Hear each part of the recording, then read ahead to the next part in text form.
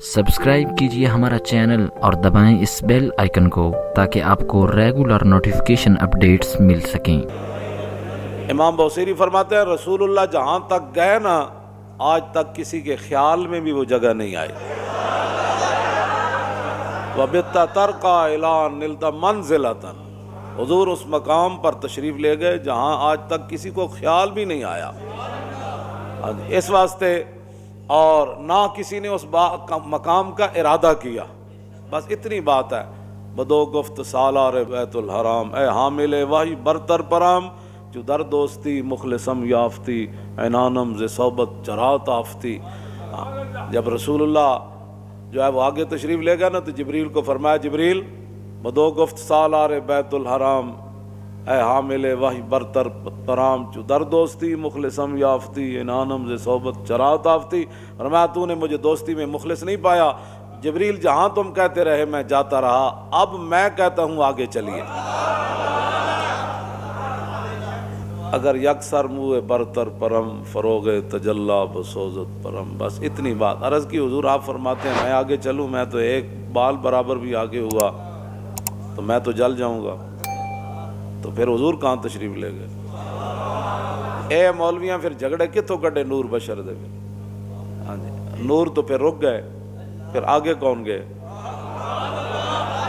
اسی لیے حضور نے فرمایا کہ میری حقیقت میرے رب کے سوا پھر کوئی نہیں جانتا۔ بس اتنی بات ہے اور کوئی مسئلہ نہیں ہے۔ جتنا بھی کوئی حضور کا مقام مرتبہ بیان کرے گا اپنے خیال کے مطابق، حالانکہ حضور کی شان اس سے آگے ہے۔ داتا صاحب کشف المعجوب میں لکھتے ہیں بات تو یہ ہے احسان مندی کی، فرمایا کہ جس مقام پر رسول اللہ تشریف لے گئے تھے معراج والی رات، اگر گناہگار امت کا خیال نہ ہوتا تو حضور نے واپس نہیں آنا تھا۔ تو اس واسطے رسول اللہ کی شان وراء الورا ہے، اور ہمارے بزرگوں نے وہ باتیں بیان کی ہیں جو جن کا میں نے ترجمہ بھی ابھی نہیں کیا، تو آپ ویسے سبحان اللہ کر رہے ہیں، اگر ترجمہ ہو جائے تو حضور کی شان وراء الورا ہے۔ صرف جہاں بھی بیٹھے حضور کی شانیں بیان کریں۔ دین کی ترجمانی کے لیے بھی تو اندر کوئی دم خم چاہیے نا، اس کی ترجمانی کے لیے بھی تو پھر امام احمد رضا ہونا چاہیے نا، یا امام ربانی ہونے چاہیے، ہاں جی، جو قلعہ گوالیار میں بھی جا کر اذان دے دیں، اور جب رسول اللہ کے بارے میں لفظ یتیم آ جائے تو امام احمد رضا کا قلم جو ہے وہ اپنے آپ سے باہر ہو جائے کہ بندے حضور کے بارے میں حضور کو یتیم کہہ دیا تو اعلیٰ حضرت نے فرمایا اس کو پتہ نہیں تھا مولوی کو، اس نے کیا تقریر کی، حضور اقدس قاسم النعم مالک الارض رکاب امم، موتی منعم قسم قیم ولی والی علی عالی، کاشف القرب رافع الرتب معین کافی حفیظ وافی شفیع شافی عافی غفور جمیل عزیز جلیل وہاب غنی کریم عزیز، خلیفہ مطلق حضرت رب مالک الناس دیان العرب ولی الفضل جلی الافضال رفیع المثل ممتنع الامثال صلی اللہ تعالی علیہ وسلم۔ توجہ، تو بندہ رسول اللہ کی شان جو بیان کرنی ہے تو پھر اس انداز سے پہلے بندہ علم پڑھے، صرف 4 کتابیں رکھ کے جو 2-4 اجہل سامنے بٹھا گا کیا بات کی بھئی، یہ اجہل کو کیا پتہ ہے بیان کرنے کے لیے؟ وہ تو ایک مولوی نے بھی اعلیٰ حضرت کے دور کے اندر بیان کر دی کہ رسول اللہ نے حضرت نجاشی کی نماز پڑھی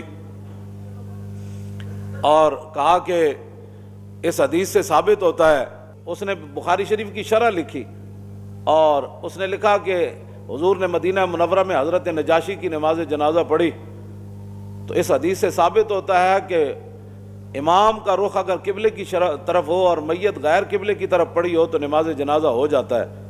اعلیٰ حضرت نے فرمایا اس جاہل کو یہ بھی نہیں پتا کہ مدینہ منورہ سے حبشہ جو ہے وہ قبلہ کی جانب ہے، حبشے کی طرف، ہاں جی، تو پتہ بندے کو یہ بھی نہ ہو اور بندہ بخاری کی شرح لکھ دے، ہاں جی، تو اعلیٰ حضرت فرماتے ہیں اس جاہل کو یہ بھی نہیں پتا تھا، ہاں جی۔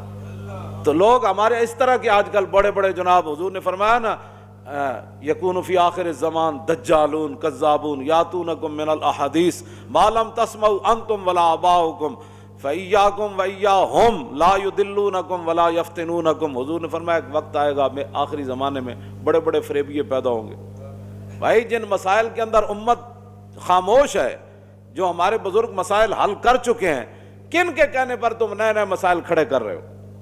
اس وقت ان مسائل کا وقت ہے، اس وقت تو مسائل کا وقت یہ ہے کہ برما میں کیا ہوا، اور دہلی کی جامع مسجد کے امام صاحب کی آنکھیں نکال دو۔